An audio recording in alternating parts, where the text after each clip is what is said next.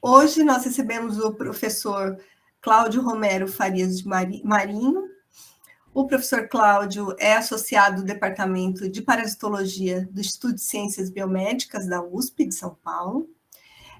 Tem bacharel e licenciatura plena em Ciências Biológicas, mestrado e doutorado em Imunologia, todos pela USP de São Paulo.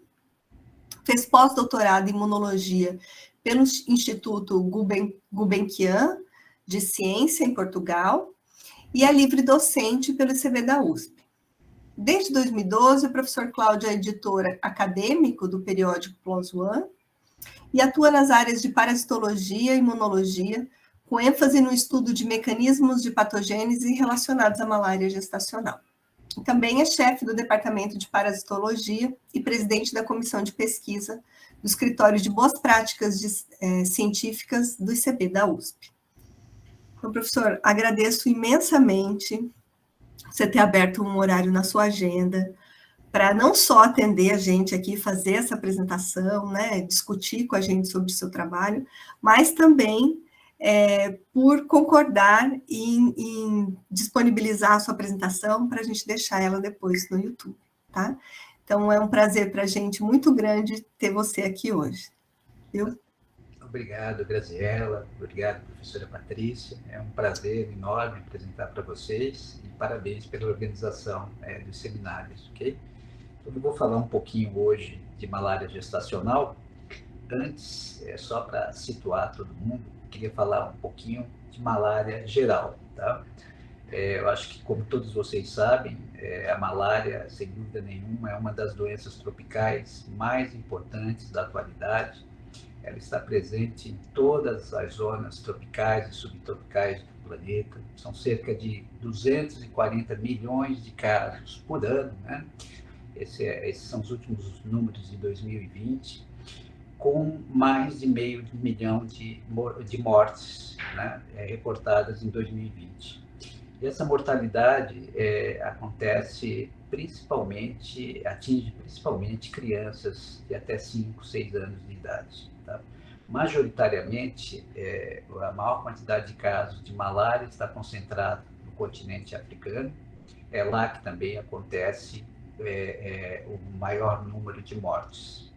No Brasil, a coisa também não é muito diferente, né? Nós, em 2020, tivemos mais de 140 mil casos, né, que é um número bastante relevante, que faz dessa doença um importante problema aqui para o Ministério da Saúde, né, para as autoridades de saúde do nosso país. A malária é causada por um protozoário, que nós chamamos de plasmódio. Né? Existem vários plasmódios que podem infectar o ser humano. Hoje, eu vou me concentrar no plasmódio falciparum. Tá? Por que o plasmódio falciparum? Porque é esse que causa, né, que gera os quadros mais graves de malária. E depois, mais para o final do seminário, eu vou também falar de um outro plasmódio, o plasmódio Berg. Esse plasmódio e outros, como plasmódio IOL, Chabaldi, Pique, eles são utilizados pelos cientistas, né, para montar, né, para desenvolver modelos de estudo da doença humana. O ciclo do plasmódio ele é bastante complexo, eu não vou entrar em detalhes agora, por falta de tempo, mas tudo se inicia com a picada de uma anofilina, depois tem uma parte do ciclo que depois que esse anofilino, que as fêmeas, né, desse mosquito, injetam, né, uma forma do parasita que nós chamamos de esporozoítos. Esses esporozoítos, eles chegam ao fígado, vão se desenvolver de forma silenciosa. Né? Então, essa é a primeira etapa do ciclo, que é silenciosa, o indivíduo não vai ter nenhum tipo de sintomatologia. Mas, depois de algum tempo, esses esporozoítos, né, vão dar origem a uma outra forma do parasita, né, que vai preferencialmente infectar os eritrócitos, né, e nesse momento, né, toda vez que os parasitas completam um ciclo de infecção desses eritrócitos, eles rompem esses eritrócitos, tá? E junto ao rompimento desses eritrócitos, nós vamos ter vários dos sintomas que, obviamente, todo mundo associa à malária. Tá? Então, é um ciclo complexo, tá? Ele é alvo, né, de várias estratégias, não só para quimioterapia, mas como para vacinas, mas isso fica para uma outra oportunidade, ok?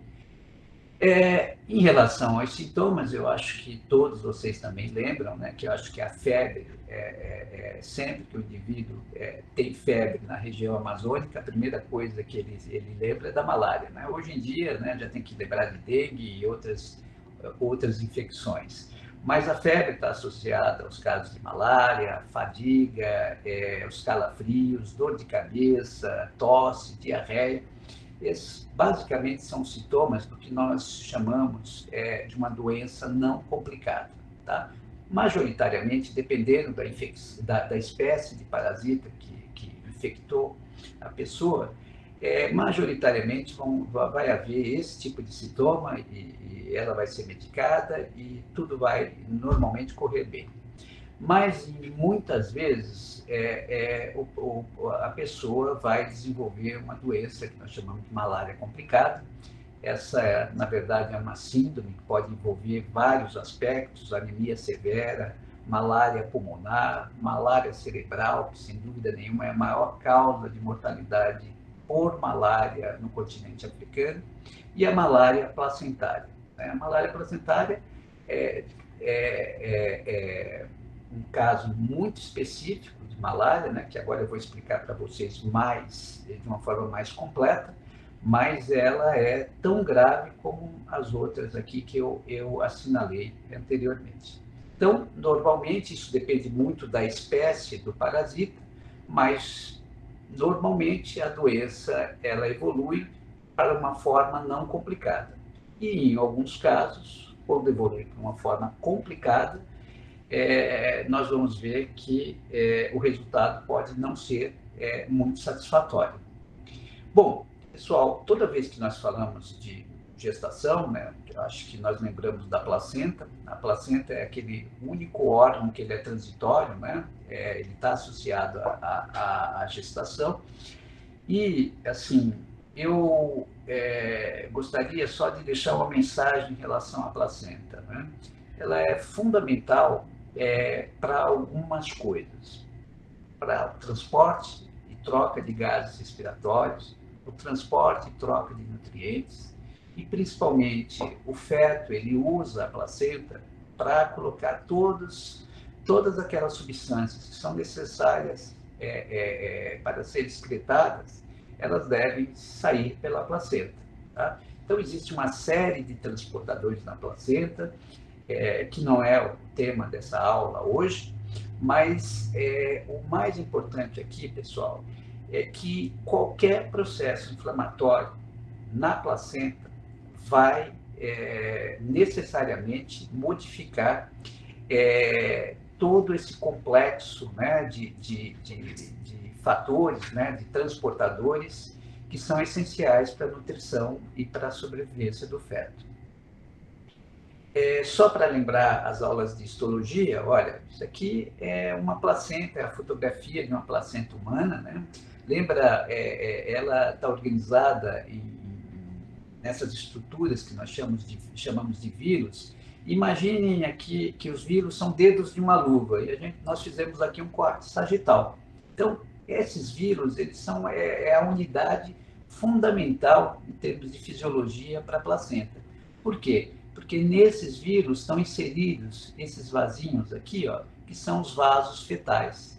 Eles são delimitados pelo o trofoblasto, né, o sicício trofoblasto.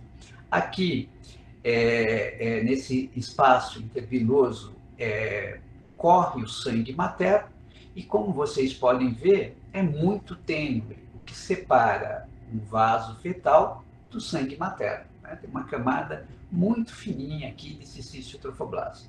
Então, novamente, qualquer situação que gere um processo inflamatório nessa região acaba sendo muito grave, tá? E tem uma repercussão muito grande no desenvolvimento fetal.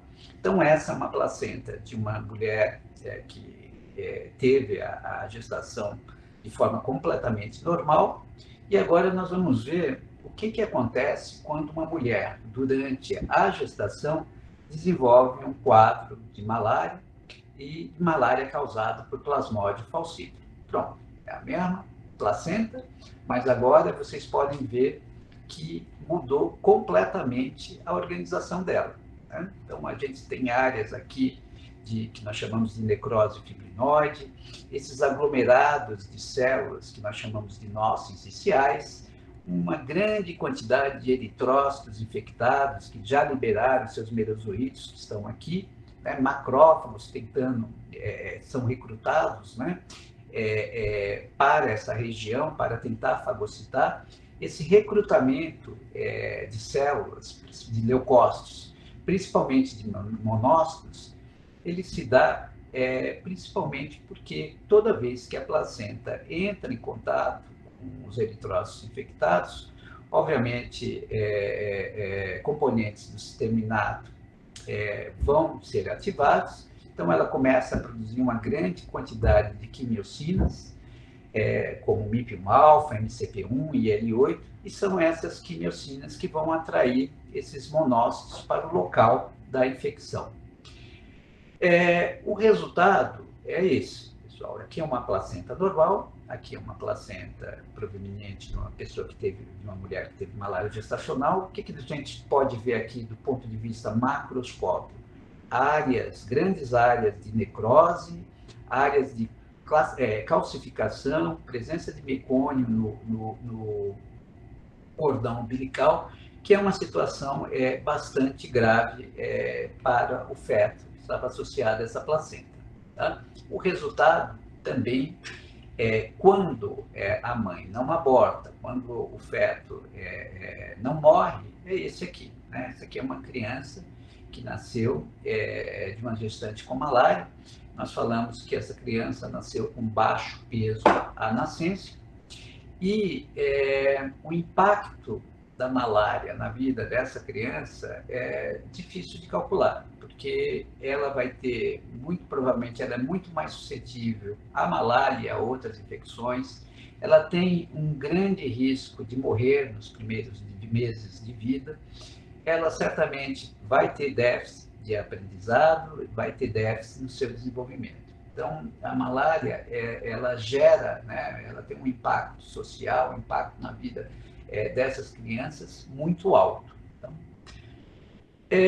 assim, até agora, né, vamos tentar desenhar aqui um mecanismo para tentar entender o que está acontecendo aqui, né? Nós estávamos falando de Plasmodium falciparum. Nós hoje já sabemos que o Plasmodium falciparum ele é sequestrado na placenta, depois eu vou explicar por quê. Quando ele é sequestrado na placenta, ele modifica, né, através de um processo inflamatório, a integridade da placenta, e a consequência disso é a redução de nutrientes e transporte de gases respiratórios. Tá? Associado a isso, a malária já por si só, né, por essa constante destruição de eritrócitos, né, ela já gera um quadro de anemia. E agora vocês têm que imaginar que muitas vezes essas mães estão em regiões pobres, né, e que muitas vezes elas já têm de base uma anemia nutricional. Então, a anemia nutricional associada à anemia causada pela própria doença, pela própria infecção, gera como resultado isso aqui, tá? Restrição do crescimento intrauterino, o baixo peso à nascença, como eu mostrei anteriormente, gravidez com pouco sucesso e um alto risco de mortalidade, principalmente nos primeiros anos de vida. Tá? Esse desfecho ele muda um pouquinho conforme as condições epidemiológicas de cada região, né? Em regiões onde há baixa transmissão de malária, nem a mãe, as mães normalmente elas têm pouca imunidade à malária, então nesse caso, tanto a mãe quanto o feto têm alto risco para desenvolver uma situação, uma doença muito grave. Nas regiões com alta transmissão, né, as mães normalmente elas já tiveram muitas malárias na vida, elas têm uma alta imunidade, e aqui a taxa de mortalidade materna é muito menor, mas, novamente, a taxa de mortalidade do feto ou do recém-nascido continua sendo muito alta. Então, esse, mais ou menos, é o panorama do que acontece quando a mãe desenvolve malária por Plasmodium falciparum. E aqui, agora, eu vou explicar para vocês, eu acho que todo mundo deve estar muito interessado em saber, mas por que o parasita para na placenta? Olha, o Plasmodium falciparum já é conhecido por ser sequestrado na microcirculação. Os eritrócitos infectados, o Plasmodium, ele tem uma proteína, né? Ele produz uma proteína que nós chamamos de PFMP1. Essa proteína é sintetizada pelo parasita e é translocada para a membrana dos eritrócitos. E essa proteína, ela pode se associar a vários receptores presentes na nossa microcirculação. Aqui, no caso, é o CD36. E toda vez que ela interage com esses receptores, esse eritrócito infectado, ele fica alojado ali naquela região da nossa circulação. Bom, e o que isso tem a ver com a placenta, Cláudio? Olha, a placenta tem uma proteoglicana, que nós chamamos de CSA, né? CSA é condroitina sulfato A. E o que se sabe hoje é que o Plasmodium falciparum, ele pode transcrever um tipo de PFMP1 que tem uma alta afinidade para o CSA. Então, ele fica ancorado, né? Interage com o CSA e fica ancorado na placenta. E, obviamente, após essa ancoragem na placenta, né, esse sequestro na placenta, aí se gera todo aquele processo inflamatório que eu falei anteriormente. Bom, o que acontece de muito interessante é que após a primeira gestação, a mulher vai desenvolver anticorpos neutralizantes contra essa PFMP1. Isso quer dizer o seguinte, pessoal, isso é uma coisa muito interessante, que após sucessivas gestações, né, a mãe adquire uma certa imunidade, né, a esses parasitas que são sequestrados na placenta. Tá? E isso faz com que a doença se torne menos grave, né, menos prevalente nessas mães. Então, resumindo, as mulheres de primeira gravidez, né, elas são muito mais suscetíveis do que aquelas mulheres que tiveram mais de uma gravidez, tá ok? Por quê?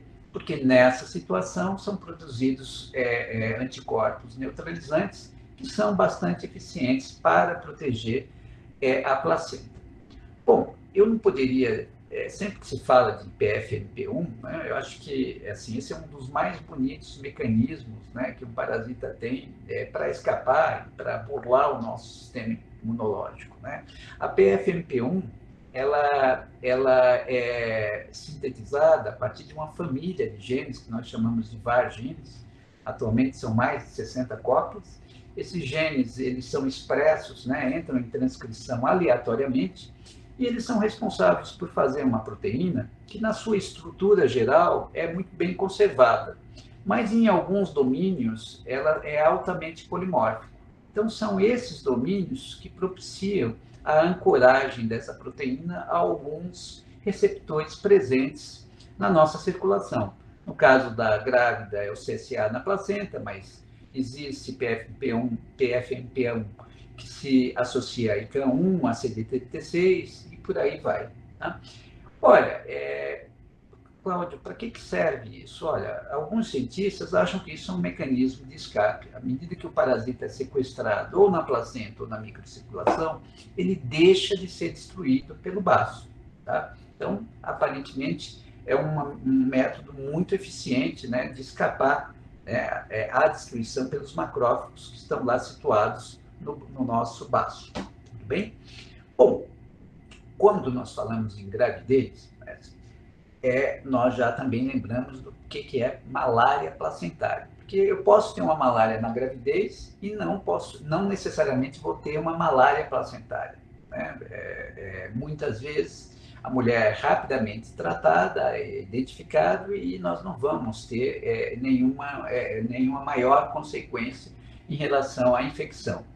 Mas, em algumas vezes, não. A mulher vai desenvolver a malária placentária, e a malária placentária é caracterizada, primeiro, por uma grande quantidade, um acúmulo de eritrócitos infectados na região, né, dos espaços intervilosos, tá ok? Depois, existem outras lesões que nós observamos, como a presença de nós sensiciais. Uma parte da comunidade científica acredita que a formação de nós sensiciais está bastante relacionada ao quadro de hipóxia, que é decorrente da inflamação na placenta. Então, a presença desses nós sensiciais é um importante indicador de malária placentária. Também, muitas vezes, a gente observa a ruptura do cincício trofoblasto. Então, certamente, vocês já ouviram falar em malária congênita. Quando é que acontece a malária congênita? Quando eritrócitos infectados, que estão no espaço interviloso, conseguem penetrar num vaso fetal. Tá? E isso se deve pela ruptura do cincício trofoblasto. Ok? Cláudio, isso é um evento frequente? Não, não é frequente, tá? Mas pode acontecer. Ok? A ruptura do cincício trofoblasto. Outra característica da malária placentária é o aumento do espessamento, né? Um espessamento do cincício trofoblasto, ou melhor. Tá? Bom, qual é a consequência disso, gente? Toda vez que o cincício aumenta a sua espessura, ele perde a capacidade de fazer a troca de gases respiratórios e de nutrientes com eficiência. Então, o processo inflamatório gera o espessamento dessa região e, como consequência, a gente tem uma diminuição da capacidade de transporte. Okay? Por último, a presença de hemozoína. Pessoal, hemozoína é um subproduto, né, do catabolismo da hemoglobina. O plasmódio, quando ele está no eritrócito, dentro do eritrócito, ele metaboliza a hemoglobina, e como produto final, como subproduto final, nós temos a hemozoína. A hemozoína é um composto formado por um grande número de átomos de ferro, ele é insolúvel, ele é de difícil degradação, e hoje nós sabemos, já eu vou mostrar para vocês, ele é um importante imunomodulador, indutor de processo inflamatório. Então, aqui, com luz polarizada, vocês podem notar que existem lá os cristais de hemozoína presos aí no tecido placentário. E, por último, né, uma alta concentração de monócitos. Né? Eu já tinha mostrado numa figura anterior. Então, essas são as características principais da malária placentária. E aqui eu vou mostrar um dado para vocês que é bastante interessante. Olha só, isso aqui é o resultado de gestantes que tiveram malária no primeiro trimestre da gestação. Né? Lembra que a gestação tem por volta de 270 dias, 3 trimestres. Então, essas mulheres elas tiveram malária no primeiro trimestre, foram tratadas pela nossa equipe, né, lá em Cruzeiro do Sul, e não tiveram mais malária durante todo o seu período gestacional. No final da gestação, nós fomos analisar as placentas e o que nós vimos? Né? Que todas elas apresentavam um aumento do número de nós sensiciais, um aumento dessa lesão que nós chamamos de necrose fibrinoide, e também um aumento de células, né, de monócitos nos espaços intervilosos. Ou seja, elas tiveram malária no início da gestação, certo? No início, né? Então, teve um aumento de parasitemia, né? Foram tratadas, também apareceu, foi induzida uma resposta imune bastante eficiente. A resposta imune, juntamente com o tratamento, diminuiu bastante a carga parasitária, tá? Bom, diminuiu a zero, né? Elas foram curadas, né? Mas, uma coisa muito importante, mesmo eu destruindo todos os parasitas, restícios de parasita, como hemozoína, DNA parasitário, excesso de ácido úrico, GPIs dos próprios parasitas, vão ficar presentes no tecido placentário. E a presença desses componentes, né, faz com que a gente perpetue um processo inflamatório nessa placenta, aquele processo inflamatório que é silencioso, tá? E depois, no final da gestação, nós vamos ver, né, todo o problema que isso vai gerar quando a criança nasce, ok? Então, mais ou menos é isso que nós acreditamos que acontece nessas mulheres que têm a infecção durante o primeiro trimestre. tá? E que é um desafio, né, para os cientistas, porque, olha, não basta, então, só tratar, só fazer o tratamento. Nós precisamos ter um acompanhamento bastante importante, né, bastante efetivo dessas gestantes, e no futuro precisamos desenvolver alguma técnica imunológica, né, utilizar alguma ferramenta imunológica para também coibir esse processo inflamatório silencioso que perdura durante toda a gestação. Bom, eu mostro aqui o mapa, né, do Brasil, uma parte da Amazônia, né, e aqui Cruzeiro do Sul. Né? Eu gosto de mostrar esse slide, porque a primeira vez que eu ouvi falar de Cruzeiro do Sul, eu estava longe, né? Foi em 2006. Lá houve uma grande epidemia de malária, né? Quase 84 mil casos, né? Ou seja, naquela época, em 2006, 70% das pessoas da cidade estavam infectadas. Então, eu, quando vi essa coisa toda, me interessou muito, falei, nossa, isso aqui é uma situação dramática. E eu tive o prazer de conhecer uma médica de Cruzeiro do Sul, uma professora atual, a doutora Suiane Negreiro. Nós começamos a colaborar, né, e desde então nós estabelecemos uma base no Acre e desde então estamos fazendo, né, desenvolvendo alguns trabalhos lá. Tá? Então, os resultados que eu vou apresentar agora foram todos de um estudo que nós fizemos em Cruzeiro do Sul. Nós acompanhamos 600 gestantes durante todo o seu período de gravidez, até o momento do parto. E hoje eu vou me concentrar nessas 60 gestantes aqui que tiveram malária por falcíparo, né, por plasmódio falcíparo. Todas apresentavam aquelas lesões que eu já falei anteriormente, né? Infiltrado inflamatório, deposição de fibrina, aumento de nós intersticiais. E, mais do que isso, né? Elas geraram, né, no momento do parto, placentas com menor peso e bebezinhos, né, recém-nascidos também com peso menor. Tá? Elas apresentavam nas suas placentas um aumento significativo de monócitos, algumas citocinas inflamatórias e, especialmente, essa citocina, a IL-1-beta, estava alterada nessas gestantes. Tá?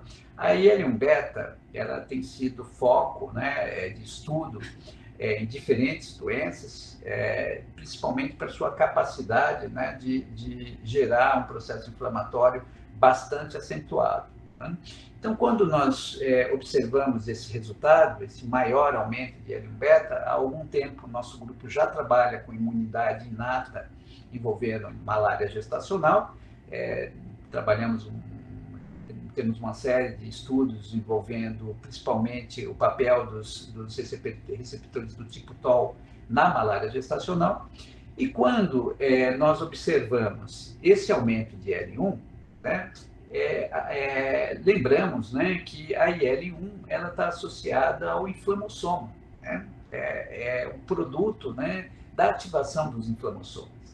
Para ser bastante simplista, pessoal, os inflamossomas, eles são, eu não sei se vocês lembram, os TOLs são receptores que estão ou na membrana das células ou em vesículas no ambiente intracelular. Tá? São sensores para identificar patógenos ou componentes de patógenos que estão ou dentro de vesículas ou no ambiente extracelular. E os inflamossomas, por sua vez, não. Eles estão mergulhados no citoplasma e eles são também importantes sensores para diferentes patógenos, para diferentes sinais de perigo. Como aqui um exemplo, o NLRC4, que identifica componentes da salmonela. Bom, o mais importante é que para a ativação dos inflamossomas, né, a ativação dos inflamossomas gera uma série de sinais intracelulares que culminam com a ativação de caspase, e essa caspase é muito importante para pegar a pro-IL-1-beta, crivar essa pro-IL-1-beta e gerar não só pro-IL-1-beta, como pro-IL-18, e gerar a forma ativa dessas citocinas, né, que são muito importantes em processos inflamatórios. Paralelamente a isso, havia naquela época já várias publicações mostrando o papel da IL-1 beta, né, na malária, não na malária gestacional, né, e posteriormente, tanto em humanos, né, como em modelos murinos, e a gente, então, passamos a pensar, olha, vamos ver se essa IL-1 beta, como ela está sendo produzida, vamos tentar identificar qual inflamossoma seria importante nesse caso da malária placentária. Nós fizemos alguns Western blots para diferentes inflamassomas ou componentes da cascata de ativação, então o IM2, o NALP3, o IPAF, o ASC, que é uma proteína adaptadora, e o que nós vimos inicialmente é que o MLRC4, que era o antigo IPAF, aparentemente não existia diferença entre mulheres infectadas e não infectadas, mas em relação ao NALP e o IM2 havia um aumento e também um aumento da proteína adaptadora, né, que é importante na cascata de sinalização desses inflamossomas. Posteriormente, tentando ainda entender esse processo de ativação, nós vamos ver se essas placentas apresentavam atividade de caspase, e elas apresentavam caspase, né, ativa.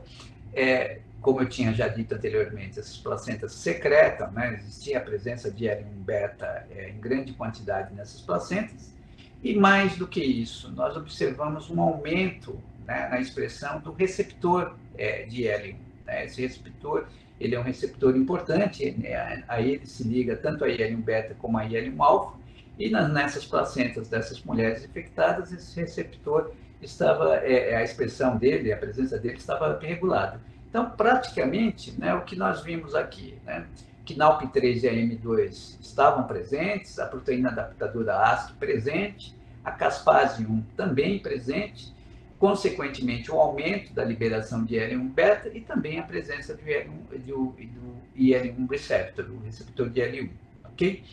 Bom, pessoal, essa atividade de caspase, isso nós vimos em placenta, em tecido placentário. Então, a próxima etapa era trazer tudo isso para o ambiente de cultura celular, para o ambiente de laboratório. Então, nós passamos a fazer alguns ensaios com trofoblastos humanos e linhagens de monócitos também humanos, e vamos ver que se essas, né, se essas linhagens de trofoblasto e de monócitos, elas, quando em contato com eritrócitos infectados por plasmodium falciparum, se elas teriam algum tipo de atividade de caspase, e também se elas seriam capazes de produzir IL-1 beta. E foi o que aconteceu. Tá? Tanto o trofoblasto quanto as linhagens de monócitos têm uma alta capacidade de produzir IL-1 beta, mostrando, esse aqui é mais um sinal que provavelmente a IL-1 beta era importante nesse processo de lesão, nesse processo inflamatório das placentas. Bom, então, o trabalho, como vocês podem ter visto, começa, né, em visualizar o que está acontecendo nos humanos, né, depois nós passamos para as linhagens celulares, e aí, pessoal, tinha que ser dado um outro salto, né, para a gente tentar identificar qual inflamassoma ou quais inflamassomas estavam envolvidos. A gente tinha que sair dos estudos em humanos, em linhagens celulares, e passar a estudar o que acontecia nos camundongos, especialmente nos camundongos nocaute. Tá? Então, essa é a parte translacional do projeto. Tá? Para isso, nós usamos um modelo murino. Eu gosto sempre de lembrar, né, que existe uma diferença brutal entre na parte de gestação entre camundongos e seres humanos, né? Começando pelo tempo. Seres humanos, a gestação dura em média 270 dias, o camundongo em 22 dias, tudo está acabado. Depois, pessoal, o que separa o sangue materno o sangue fetal do sangue materno, no caso dos roedores, são 3 camadas de célula, por isso que a gente classifica as placentas dos camundongos como hemotricorial, e no caso dos humanos é uma única camada de célula, por isso que nós classificamos como hemomonocorial, ok? Por isso que aqui acontece muitas vezes a ruptura e você pode ter um quadro de malária congênita. No camundongo é impossível, até hoje, ninguém nunca demonstrou malária congênita, porque é muito difícil, eu pessoalmente nunca vi a ruptura dessa barreira, né? Uma barreira muito mais espessa. E de que se trata esse modelo? Esse modelo ele foi desenvolvido no laboratório do professor Carlos Penha Gonçalves, né, do Instituto Gulbenkian de Ciências, na época que ele me supervisionou no pós-doc, né? Esse era o meu projeto de pós-doutorado. Nós desenvolvemos um modelo onde nós utilizamos um camundongo, um roedor, um plasmódio que infecta roedores, né, o plasmódio Berg, nesse caso é o NK65-GFP, e infectamos no 13º dia de gestação, e depois vamos acompanhar e estudar o que acontece até o final da gestação. Aqui, nós estamos usando o NK65-GFP luciferase, então, nós injetamos luciferina e conseguimos ver um acúmulo grande, né, de sinal de luciferina, luciferase, aqui na região do útero do animal, né? Isso se deve à grande quantidade de parasitas, né, que se acumulam, como eu mostrei nos seres humanos. Então, é uma similaridade muito grande do modelo em relação a esse aspecto, tá bom? Do modelo murino para o ser humano. E aqui eu gosto de mostrar sempre esse filminho. Esse filme foi feito também no laboratório do professor Carlos Penha, logo depois que eu voltei para o Brasil, pela equipe que ficou no meu lugar, e foi a primeira vez que eles conseguiram filmar, né, utilizando microscopia de 2 fótons, os parasitas, os eritrócitos infectados, né, em verde, se acumulando na placenta, ok? E, obviamente, o que acontecia após o acúmulo desses eritrócitos infectados na placenta do camundongo é isso aqui, né? Em vermelho, né, é a presença de monócitos. Então, logo que começa a acumular, é ativado uma cascata inflamatória, e no camundongo também nós temos um processo inflamatório muito semelhante ao que acontece no ser humano. Qual é a consequência disso? Diminuição dos fetos. Se eles nascem, eles também nascem com baixo peso e vão ter um problema claro, né, no seu desenvolvimento. Então, esse modelo que foi desenvolvido no Gulbenkian, ele tem sido utilizado até hoje, né, por diferentes grupos, né, se tornou um modelo clássico, né, para estudar malária gestacional. Bom, então nós passamos a utilizar também aqui esse modelo e fomos ver se ele tinha alguma similaridade com o que acontece no ser humano. Então, nossos camundongos prenhas, elas também produziam IL-1 beta, uma grande quantidade de IL-1 beta na placenta, tinha atividade de caspase na placenta também, muito semelhante aos resultados anteriores.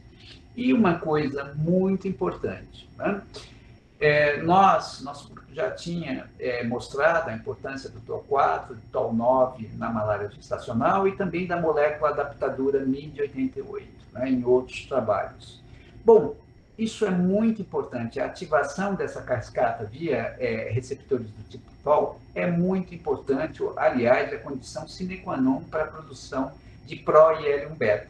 Tá? Então, nós vamos ver aqui, os TOLs também têm uma relação direta com a ativação dos inflamossomas. Tá? Então, a produção de pró-IL-1 beta é muito importante.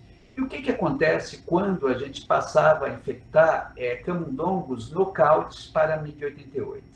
Olha, em termos de parasitemia, não acontece absolutamente nada, né? Obviamente, os animais prenhes, eles têm maior porcentagem de parasita, mas não existe diferença entre o wild type e o controle.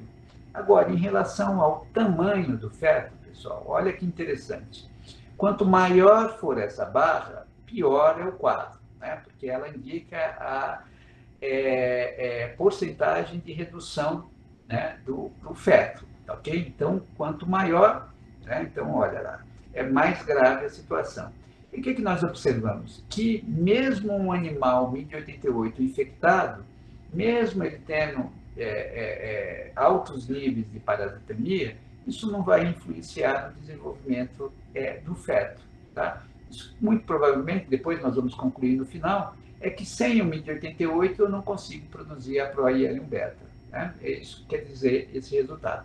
Mas não era isso que nós queríamos saber qual dos inflamossomas estaria envolvido. Então, para isso, nós importamos vários nocautes, né, para AM2, NOP3, NLRC4, WASC, e infectamos, né, todos esses animais quando estavam prenhes, e fomos ver, em termos de parasitemia, nada muda, né, mas em termos de redução dos fetos, a coisa é diferente. Vocês vão ver que quando nós passamos a analisar isso aqui, o IPAF, né, o NLRC4, se comporta igualmente a um Y-type.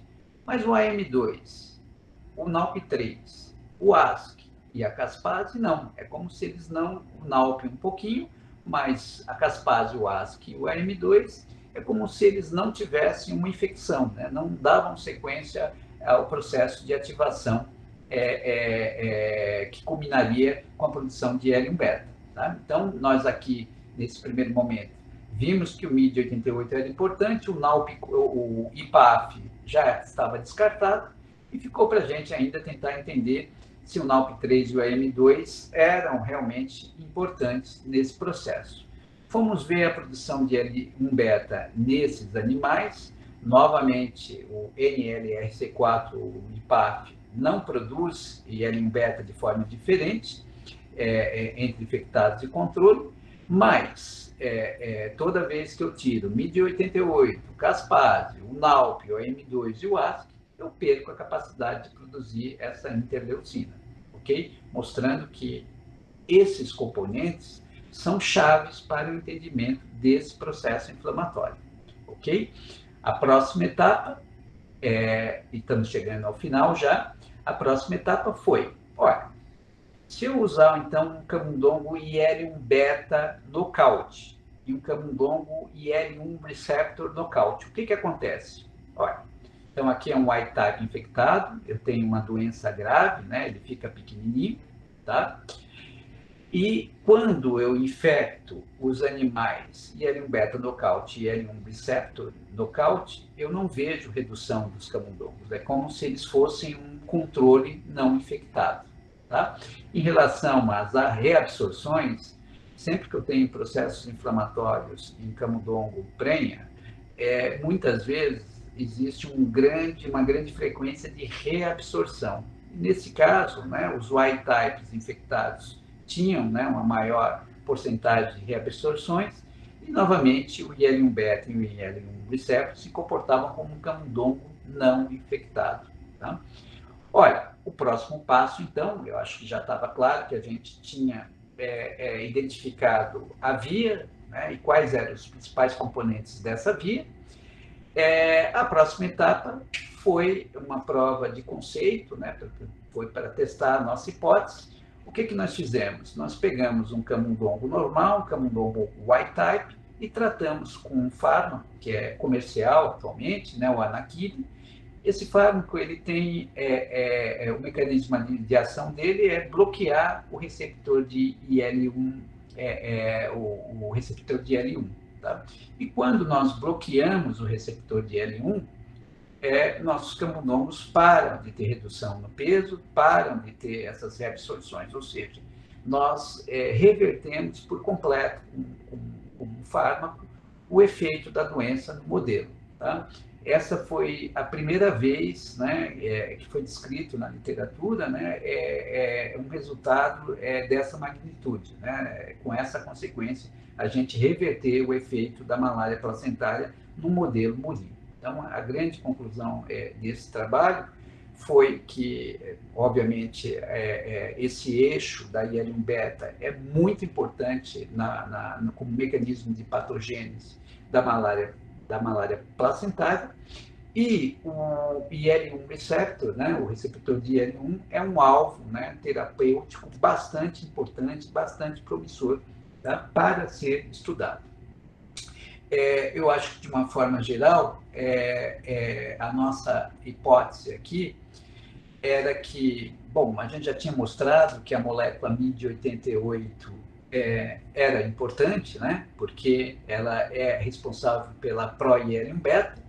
O que nós achamos é que a hemozoína presente em eritrócitos infectados, o DNA do parasita, né, dos merozoítos, né, que estão aqui, eles podem, ao ser fagocitados por células, ao penetrar nas células, ser liberados no citoplasma.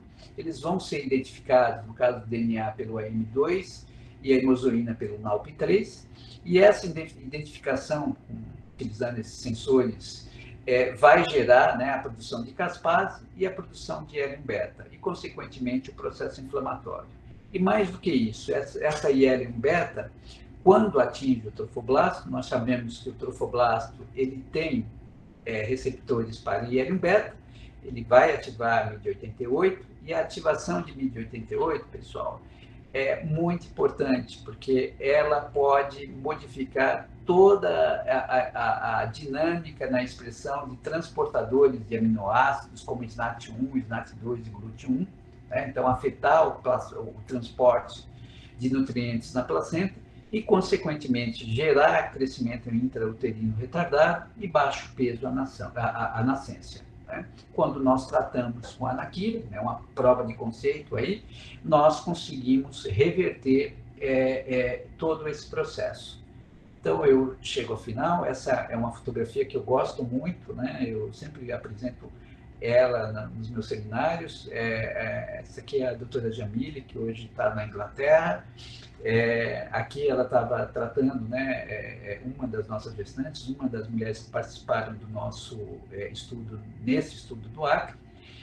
E eu termino, né, são muitos colaboradores, muitas pessoas que participaram desse estudo, mas agradecendo a todos novamente, agradecendo a FAPESP, a CAPES, a CNPq, que financiaram esse estudo. Eu acho que é isso, Graziela. Eu acho que extrapolei um pouquinho o tempo, peço desculpas já de antemão. Imagina, Cláudio, foi excelente, excelente. Muito obrigada pela palestra, dados lindos e impressionantes, assim. Esse mecanismo, né, um mecanismo tão complexo, e vocês descreveram ele completo, né? Inclusive com uma proposta de bloqueio, né, da IL-1 beta. Então, parabéns, viu, pelos dados. Posso parar a apresentação? Isso, eu ia pedir isso para você agora, por favor. Acho que... Você consegue ver todo mundo. Espera um pouquinho aqui, que eu acho que estou aqui com um problema aqui na minha tela. Você me vê, Graziela? Eu vejo e ainda vejo a sua apresentação. Se você for aqui nesse azulzinho aqui embaixo, isso, para a apresentação. Pronto. Pronto, desculpa. Ótimo. Imagina. Então, agora a gente abre para as apresentações, para as perguntas. Vou começar com uma pergunta do chat, do professor Raul Manhães. Raul, você está aí? Não sei se ele está aí. Às vezes... Eu estou, Graziela, mas eu deixei a pergunta aí no chat. Eu queria, antes de mais nada, né, parabenizar pela excelente palestra, né? Já faz muito tempo que eu vi isso, viu? Eu sou médico, viu, Cláudio? Mas já faz muito tempo.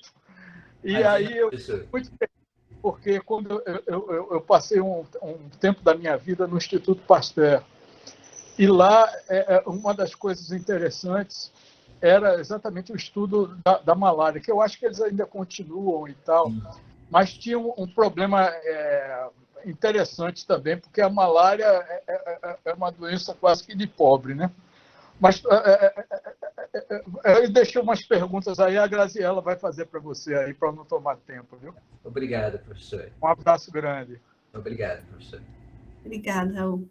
Então, ele pergunta aqui, na busca por vacinas contra a malária, qual a importância de fatores econômicos e políticos e dos desafios científicos tecnológicos relacionados às especificidades da doença?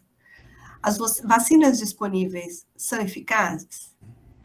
Essa é uma excelente pergunta, né? Olha, depois de, salvo engano, 35 anos, né, foi o ano passado, né, apresentada a primeira vacina para malária, né, da Glaxo. Ela já está sendo utilizada em algumas regiões do continente africano. Ela tem uma eficiência em média de 35%, né? Eu gosto de falar esse número porque durante a pandemia, né, o brasileiro virou meio sommelier de vacinas, né? Ficava falando da eficiência das vacinas, mas para vocês terem ideia, os dados mais recentes da eficiência dessa vacina da Glaxo é 35%. Mas, se vocês pensam num cenário que morre mais de 500 mil de pessoas por ano com malária, ter 35% de eficiência é um fato muito importante. E um desafio tecnológico brutal, né? Essa vacina, ela começou a ser desenvolvida, né, a partir de resultados de uma brasileira, a professora Nussenswein, né, Ruth Nussenswein, em 1967, né? No ano que eu nasci. E a partir de alguns resultados da professora, aliás, a professora Ruth mostrou, né, naquela época, utilizando modelos murinos, que era factível se fazer uma vacina para malária. Agora, tem sido um desafio tecnológico brutal, né? Por quê? Porque nós não estamos falando de um vírus, nós estamos falando de um protozoário com um ciclo de vida bastante complexo, né? Eu não detalhei o ciclo de vida, mas ele é bastante complexo. E o desenvolvimento de uma vacina nessa situação é muito difícil, né?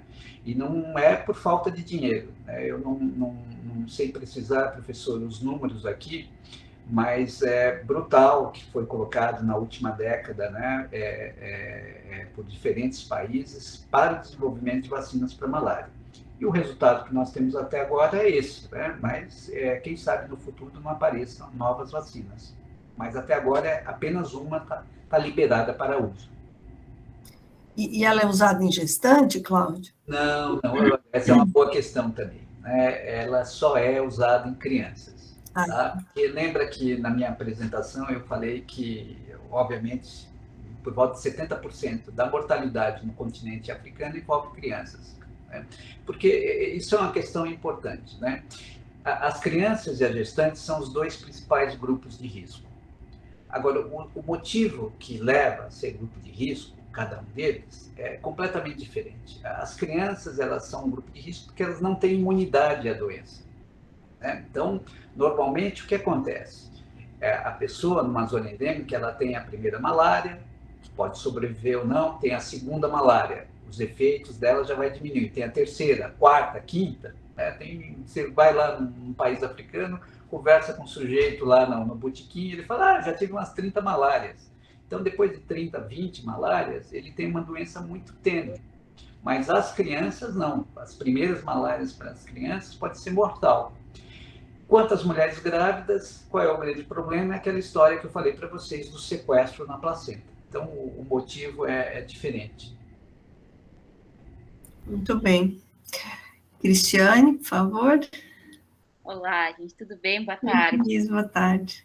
Doutor Cláudio, parabéns. Que seminário maravilhoso que o senhor trouxe hoje para a gente aqui do DORAD. E eu fiquei me perguntando, eu fiquei muito impressionada com as fotos da placenta, né, em primeiro lugar, e essas eram fotos do primeiro trimestre, se eu não me engano, que você falou. Tem diferença entre os diferentes trimestres de infecção nos efeitos para o feto, para a criança que vai nascer, tanto em relação ao perfil, né, placentário, não sei, ou quanto à questão da inflamação também? Tem algum tipo de diferença? E a segunda questão que eu queria lhe perguntar é se tem diferença em relação ao sexo, porque muitas vezes a gente vê que bebês, menino ou menina, a gente tem uma grande diferença na repercussão desses fatores que estão relacionados ao DORAD, né? Eu não sei se vocês têm algum dado em relação a isso. Tá certo. Bom, a tua pergunta é excelente, porque, assim, se a gente dividir, né, entre os 3 trimestres, certamente o primeiro trimestre, ter malária no primeiro trimestre é pior. Tá? Muitas vezes essas mulheres vão ter abortos e sequer vão perceber, né, logo no início da gestação. né? Então, ter esse tipo de processo inflamatório naquela região certamente é pior, tá? Eu acho que essa é a primeira questão. Obviamente, como eu mostrei, né, mesmo tratando, né, aqueles dados são de mulheres que estavam no nosso estudo, né? Então, no nosso estudo, nós acompanhávamos até o final, né? Então, nós sabemos exatamente quantas malárias uma mãe teve durante toda a gestação e eram encaminhadas para tratamento, enfim. Então, o que tem de interessante ali é que, mesmo sendo tratado, e aí, quando está participando de estudos desses, a gente tem certeza, né, que a nossa equipe trabalhou no tratamento. Você vê que, no final, né, depois de muitos, enfim, são 270 dias, 250, 240 dias, ainda tem uma repercussão na placenta, que mostra que esses mediadores, esses componentes do parasita, embora o parasita foi completamente destruído pela quimioterapia, esses mediadores eles estão sinalizando para o sistema imunológico manter um processo inflamatório aí subclínico, e que tem, muitas vezes, repercussão. Então, essa eu acho que eu respondi a primeira parte. Em relação a meninos e meninas, essa é uma questão importante. Olha, nós fizemos essa pergunta no nosso estudo, nós não encontramos diferença, tá? Mas, veja lá, né? Esse é um estudo que envolveu 600 gestantes, né? Então, nesse primeiro momento, nós não identificamos diferenças, mas é uma pergunta relevante. Obrigada. E se o senhor me permite, já que não tem ninguém mais inscrito agora, eu tenho mais uma questão. Pode fazer.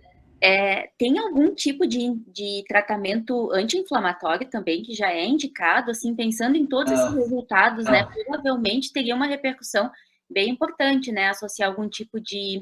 Mas também pensando na questão, assim, eu não trabalho, né, com humanos e eu sei que o perfil inflamatório também é importante por uma série de coisas, né? Principalmente não, mas assim, considerando a área que eu trabalho, para o fechamento do ducto arterioso, por exemplo, a gente tem que ter, né, um certo perfil inflamatório para que isso aconteça, e certamente para outras regiões e outros tecidos também.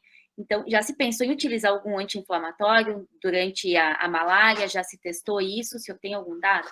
Essa também é uma questão relevante, né? Não é de praxe se fazer isso, porque o tratamento com anti-inflamatórios, ele também tem uma série de efeitos colaterais. Então, no momento, não se preconiza esse tipo de coisa. E, novamente, né, aquela coisa de tratar com a anaquina é uma intervenção farmacológica, é uma prova de conceito, né, que ninguém, em hipótese alguma, está pensando em tratar mulheres grávidas com anaquina, né, que também tem uma série de efeitos colaterais. Mas mostra, eu acho que o estudo, no geral, mostra que o receptor de L1 é um bom alvo para o desenvolvimento, para fazer uma intervenção farmacológica. Mas até no momento não existe nada a respeito disso, tá? Tudo ainda está no camundongo. Sucesso, então, na condução dos próximos experimentos. Olha, eu estou vendo aqui na lista de participantes aqui o professor Carlos Tadacoro, que foi um dos responsáveis por aquele filme que eu mostrei. Na ocasião, ele também estava no Gulbenkian. Espetacular, eu gosto daquele filme, mostro sempre nas minhas aulas, porque foi a primeira vez que se conseguiu, né, em tempo real, filmar, né, o plasmódio, no caso da Plasmódio Berg, na placenta. Então, está aqui um dos autores da façanha presente na plateia. Não sei se você está me ouvindo, mas... Estou te ouvindo, sim, Cláudio. Desculpa interromper a sua fala. E só lembrando, né, que eu acho que infelizmente, eu tive que dar uma saidinha por conta, né, dos outros afazeres de pai, mas eu não cheguei a ver o vídeo que você postou, mas provavelmente deve ser o The Plus Pathogens, né? Que é o trabalho da Luciana e do Carlos Penha Gonçalves, né? Que de fato mostraram, usando a técnica que eu desenvolvi lá, que o parasita fica preso de fato na placenta e tal. Eu acho que o mérito é todo deles, eu só desenvolvi mesmo a técnica, né? Mas o meu grupo teve muito tempo, muito interesse em fazer imageamento de vários fenômenos imunológicos e a gente trabalhou em conjunto e conseguiu mostrar aquilo que você deve ter mostrado aqui, né? Mas parabéns, Cláudio, muito boa a sua palestra. Isso, assim, a gente mostra um filme e as pessoas acham que é fácil, né? Mas cada etapa dessa é muito trabalho. Esse modelo, utilizando os camundongos, também não é corriqueiro, né? Tem uma série de problemas. Então, é muito trabalho envolvido em cada etapa e muita gente, viu? Isso aí não é... é muita coisa. Mas obrigado, professor Tadakuro, e um grande abraço. Obrigada, viu, Carlos, pela presença. Seja bem-vindo. Obrigado. Patrícia, por favor. Eu gostaria de parabenizar mais uma vez. É maravilhoso realmente o trabalho. Eu fiquei muito feliz de conhecer seu trabalho. A gente vê que é algo que foi desenvolvendo. Eu gosto muito quando as pessoas aprendem dessa forma, né? Com as vias, e o que está levando aqui, isso é muito bonito, né? E vai se fechando, né? Um desenho. Eu sou histologista de formação, então eu amei as imagens histológicas. Eu fiquei boquiaberta com aquelas imagens, são muito bonitas. Conheço bem a dificuldade para obter boas imagens. E aquele filme, eu ia falar exatamente do filme, parabéns, que coisa mais linda. Porque a gente está acostumado a imagens estáticas, né? Fala, mas como é que foi isso? Aquele fluxo, ele é maravilhoso, muito bonito, muito bonito. Muito difícil de fazer, né? Porque o útero é muito delicado, né? E para fazer microscopia focal convencional já não dá, porque tem um problema de aquecimento, etc. Então, eles usaram microscopia two photons, né? E conseguiram fazer, assim, foi um salto tecnológico muito grande. E eu lembro, eu estava aqui no Brasil já, eles estavam ainda em Portugal, né? O professor Carlos Tadakura agora está no Espírito Santo, né? Você vê aqui o seminário do os participantes estão espalhados pelo Brasil, né? Parabéns, viu, professor Carlos? Que coisa mais linda! Eu trabalho com desenvolvimento embrionário, então você imagina o que eu tenho de admiração por vídeos, né? Porque as coisas estão, você não consegue tirar muitas conclusões, né? Sim, e é como o Cláudio mesmo já mencionou, é uma técnica bastante poderosa, né? Porque dá para a gente você vê o que está acontecendo naquele momento, e a gente tem mostrando também a circulação fetal e a da materna ao mesmo tempo, o labirinto da placenta. Quer dizer, como o Cláudio falou, quando a gente vê um vídeo, uma imagem, a histologia bem feita, tudo isso, a gente é cativado por isso, né? A gente gosta, e às vezes é a prova final mesmo, mas ele serve para coroar o trabalho, né, de todos esses pesquisadores que trabalham, como o Cláudio, aí, há vários anos, e com malária durante a gestação, que, né, os resultados do Cláudio servem para fechar, né, e mostrar aquilo, como que tudo se encaixa, não é? Eu acho que isso que é o mais bonito de tudo, juntar várias forças para mostrar que a gente consegue entender melhor um fenômeno biológico. Maravilhoso, maravilhoso, meus parabéns mesmo. Eu fiquei curiosa pelo seguinte, Cris, eu fico pensando o quanto seria importante essa apresentação do professor no Dohad Internacional, não? Porque eu nunca vi na nossa sociedade uma apresentação dessa, de tão boa qualidade, né, de investigação placentária, e mostrando de um assunto tão importante, né, que é a malária. Ótima ideia, Paty. E até aproveitando para perguntar, a malária, ela certamente não está restrita ao Brasil, né? Na América Latina, onde mais a gente tem, assim, alta frequência de malária? Olha, toda a Amazônia é legal, né? A Amazônia legal brasileira, e pega aí Peru, Equador, onde tiver essa parte Colômbia, toda essa parte de selva que está dentro da Amazônia, tem muitos casos de malária, né? Agora, eu acho que atualmente a Venezuela lidera, né, por motivos óbvios, né? mas assim, é uma doença bastante importante aqui no continente sul-americano. Uhum. E os pesquisadores envolvidos com Doha aqui no latino-americano têm vários trabalhos com placenta, com desenvolvimento placentário, então acho que seria realmente de grande interesse para o grupo. Para o grupo do latino-americano. Não está aqui, que é o presidente do Doha de latino-americano, mas eu, como secretária, já deixo o convite para 2023. 2022 já temos fechada a listagem de palestrantes, mas já fica o convite para 2023. Depois eu pego o seu contato com a Grazi. Tá certo, Cristiane. Professora. E Cláudia, eu fiquei muito curiosa para saber das crianças que sobrevivem, né, apesar do baixo peso, como que é o desenvolvimento? Existe alguma coisa que você saiba sobre a ocorrência de autismo ou de algumas outras complicações do neurodesenvolvimento, mas... Essa é uma questão importante, né? A Graziella até no início chamou a atenção, né? Existe um trabalho desenvolvido aqui pela USP, também no Acre, a professora Marli Cardoso, né? Ela tem feito o acompanhamento de crianças cujas mães tiveram doenças infecciosas, inclusive malária.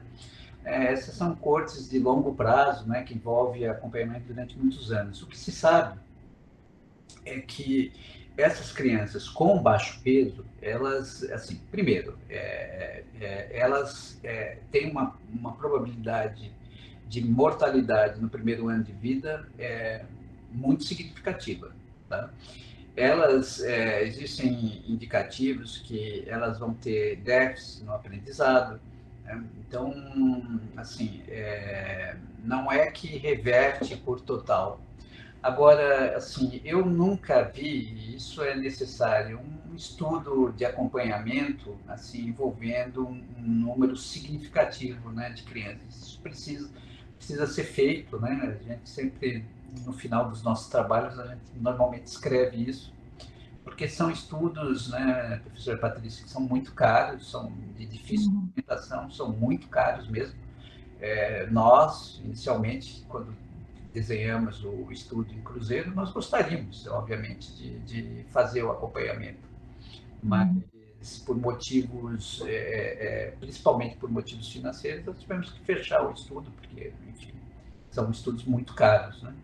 Então, no Brasil, atualmente, que eu saiba, envolvendo doenças infecciosas e malária, é só o da professora Marli. Uhum. Ela chegou a falar um pouquinho na palestra dela. Falou? Eu não tive... Ela só apontou que, dentre as infecções, a malária era a mais prevalente. Não, porque essa é uma questão muito importante, porque, assim, nós, da ciência, a gente quer dar sempre número, quantificar as coisas, né? Então, a gente pode quantificar o impacto da mortalidade, né? Pode quantificar horas de hospital, enfim, tudo a gente pode quantificar no caso dessas doenças. Mas é difícil você traçar um número, o impacto social que causa, né, nesses países endêmicos essa doença, principalmente nessas crianças que sobrevivem. Tá? Então, obviamente, porque tem N outras variáveis, né, que são importantes no desenvolvimento de uma criança. Então, eu nunca esqueço, a primeira vez que eu fui para São Tomé, a primeira vez que eu pus o pé em algum país africano, né? E nós tínhamos uma base lá, tinha toda a estrutura, uma estrutura enorme, né, que o Instituto fornecia. Mas a primeira vez que eu fui para uma comunidade, uma pessoa da nossa equipe, né, que a gente contratava lá para ajudar tudo, perguntou: doutor, o senhor pode me dar uma aspirina? Você, bom, se a pessoa que está na tua própria equipe, que é enfermeiro, etc., não tem acesso, você imagina, a primeira vez que eu entrei no hospital, as mulheres deitavam numa cama sem colchão, né, com aquelas grades de ferro. Então, são realidades muito diferentes, né? Então, a mesma imagem que você mostrou no Acre, a gestante no chão, né? Sim, sim. Não, assim, eu acho que a situação no Brasil, obviamente que a gente tem uma série de problemas, mas assim, o programa de controle de malária do Brasil, como eu disse, entre governo, sai governo, ele é um programa importante e, obviamente, sempre nós temos críticas, né? Mas ele funciona muito bem, já foi premiado muitas vezes, enfim, porque no Brasil a gente consegue bancar o tratamento completo, né? Então, isso é muito importante, porque talvez, na atualidade, o maior desafio para o controle da malária seja a criação de novos fármacos, porque nós chegamos no limite e nós começamos a identificar resistência aos fármacos de última geração. Então, toda vez que você consegue fazer o tratamento completo, né, de um paciente, você está evitando, né, resistência ao fármaco, enfim, coisa que não acontece em países africanos, né? Muitas vezes a pessoa toma 1, 2 comprimidos e acabou, né? Não tem condições de... E, além do que, né, aqui no Brasil é totalmente gratuito, né? Gratuito. Aliás, né, isso é uma marca registrada do nosso programa, né? Coisa também que não acontece em outros países, né, mundo afora. Obrigada, professor. Tem mais perguntas aí, o pessoal com a mãozinha levantada. Eu acho que a primeira a se inscrever, acho que foi a Eulália.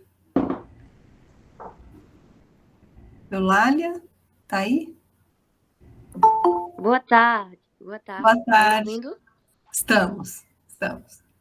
Eu tenho uma pergunta, doutor Cláudio. Eu cheguei um pouco atrasada, não sei se o senhor chegou a comentar sobre isso, mas como o tema baseia-se na questão da malária, eu estava vendo alguns estudos que falam que crianças dessas mães que tiveram a malária durante a gestação podem ter uma probabilidade de nascer com o perímetro cefálico reduzido, a questão da microcefalia. Eu queria saber se o senhor tem alguma coisa para falar sobre isso, ou algum estudo aqui feito no país que eu possa consultar para entender um pouco. Tá jóia, excelente. Só perguntar uma coisa para a Eulália. Eulália, de onde você é, minha querida?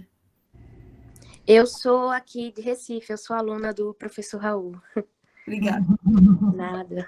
Você é de Recife e eu nasci em Caruaru, Eulália. Então, pronto, eu na verdade eu nasci em Limoeiro, morei em Passira, estudei em Caruaru e agora estou em Recife. É uma conterrânea, Cláudio. É uma conterrânea tua. Conterrânea. Que alegria. Você é de bom, Caruaru. Eu fico muito feliz com isso, viu? Ô, alegria. Sou de Caruaru. Com muito orgulho. Não te interrompendo, nós temos agora um pernambucano na OPAS, viu? Jarbas Barbosa, viu? Opa, não sabia. A turma. Você vai ter muita alegria aqui para frente com as suas pesquisas com malária, viu? Tá certo. Muito obrigado, professor. Um abraço. Um abraço. Bom, Eulália, assim, sua pergunta é super interessante, então talvez você tenha visto um trabalho do nosso grupo, né? Nós, há uns 3 anos atrás, publicamos um trabalho no German Network que mostrava que crianças provenientes de mãe que tiveram malária por falcíparo tinham uma redução do perímetro cefálico, tá certo? Uma redução significativa.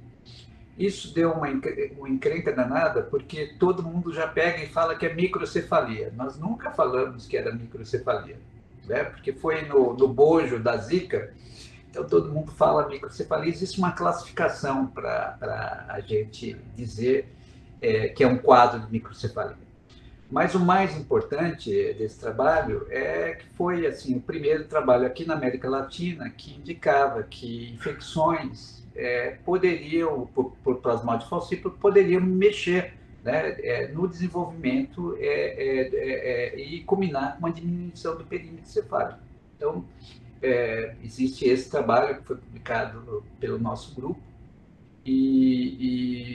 enfim, ele trouxe, né, essa questão que depois, né, nós não fomos os primeiros, não. No Brasil, sim, mas isso já tinha sido reportado em outros lugares, E assim, assim, para mim não foi nenhuma surpresa, né? Porque como eu falei anteriormente, imagina um processo inflamatório dessa magnitude no primeiro trimestre, onde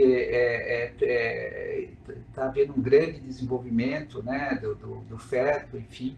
Então não causou surpresa, causou mais surpresa nos leitores, não no nosso grupo. Mas enfim, nós publicamos isso. E lá está explicadinho, direitinho, né? Mas na época nós tivemos um problema danado para publicar esse trabalho, porque culminou com a epidemia de Zika, né?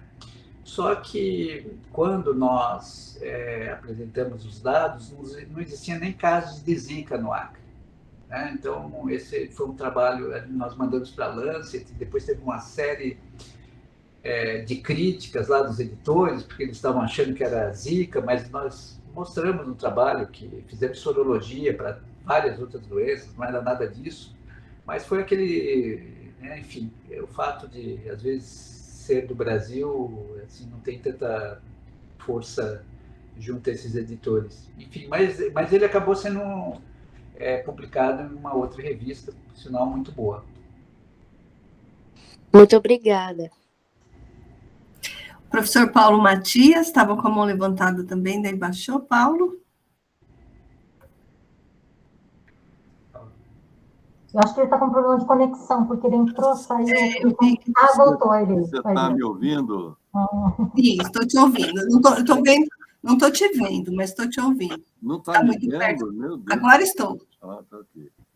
Antes eu estava vendo só seu óculos. Eu troquei meu sistema aí para EAD. Estou de EAD. Mas é o seguinte, o Cláudio, eu não consegui acompanhar a tua palestra, mas eu estou dando aula agora, né? Voltei a dar aula, então pegou aí o dia do nosso webinário, nosso querido webinário aqui no Dohad Brasil. Saúdo aí todo mundo. E depois de ouvir Raul, um carioca, traficado para Pernambuco, mas ele é carioca, gente. É o seguinte, Cláudio, muita curiosidade, né? Você deve ter falado das implicações da infecção da malária no desenvolvimento de crianças, né? Quer dizer, uma coisa assim transmitida no feto, né? Para o feto. Mas eu fico, baseado aí nos achados do Covid, não deixa de ser uma doença contagiosa, a gente está vendo insistentemente resultados mostrando que quem tem síndrome cardiometabólica, e muitos dessa origem se deve, por exemplo, ao baixo peso ao nascer, por outras causas, até pode ser por infecção, né? Se você tem alguma coisa para contribuir aí nesse fato, quer dizer, considerando o conceito Dohad, considerando, né, a programação no bebê e, quer dizer, essas pessoas, depois de adultas, né, se não pegou ainda, mas quando pega a malária, agrava mais? Ou... Bom, assim, como eu falei anteriormente, né, realmente eu acho que assim, um dos maiores desafios atuais, né, é acompanhar as crianças que nasceram com baixo peso durante muitos anos, né, para a gente ver toda a repercussão da doença inicial no desenvolvimento dessas crianças, né? É assim, professor, malária, né, normalmente, o que acontece? Essas pessoas, elas vivem boa parte ou a vida toda numa zona endêmica. Se elas sobreviverem àquela janela, que é aos 5, 6 anos de idade, elas vão continuar tendo a infecção, mas cada vez mais a parte clínica, né, a gravidade da doença vai diminuindo. Isso acontece aqui, na África, em todos os lugares, né? assim, o grande problema, por quê? Porque elas têm uma imunidade, né? Elas vão desenvolvendo uma imunidade. Essa imunidade não é estéril, porque elas acabam tendo novas infecções, mas elas vão ter na maioria das vezes, uma vida adequada, né? O grande problema é quando entram pessoas que não de outras zonas, que são pessoas não de zonas endêmicas, né? Então vai lá visitar um parque no continente africano, ou vai para a Amazônia, etc. Essas pessoas elas não têm essa premonição, né? Então elas tendem muitas vezes a desenvolver doenças bastante graves, né? Tanto que normalmente quando nós vamos para uma área endêmica a gente usa profilaxia, né? Toma medicamentos para não pegar a malária. Mas no caso dessas crianças, né, que nascem já em zonas endêmicas, assim, eu não tenho, enfim, não sei responder a sua questão, viu? Porque é o que eu tinha já falado anteriormente, a gente carece de dados para responder isso, né? Precisam grandes estudos de acompanhamento, né? E eu não vejo atualmente. Obrigado, professor Paulo. Pelo baixo peso ao nascer, Paulo, que eles demonstram, com certeza isso vai ter uma repercussão cardiometabólica, assim, dificilmente, né? O perfil inflamatório da mãe é importante, assim, então. Mas eu creio que sim, viu? A gente está chutando, né? Mas quem sabe, né? Uma boa questão para a gente fazer um grande estudo aí. Mais uma vez, quero te agradecer por ter tido o trabalho de montar a apresentação, de disponibilizar o seu tempo. Então, foi muito bom ter você aqui com a gente. Espero que você continue participando. Agora eu vou te incluir na nossa lista de e-mails. Você vai receber e-mails dos próximos webinários, viu? Então, vai ser muito bom ter você. Viu? Tá certo, professora Graziella, Patrícia, muito obrigado mesmo. Para mim foi um prazer participar e fico à disposição, tá bom?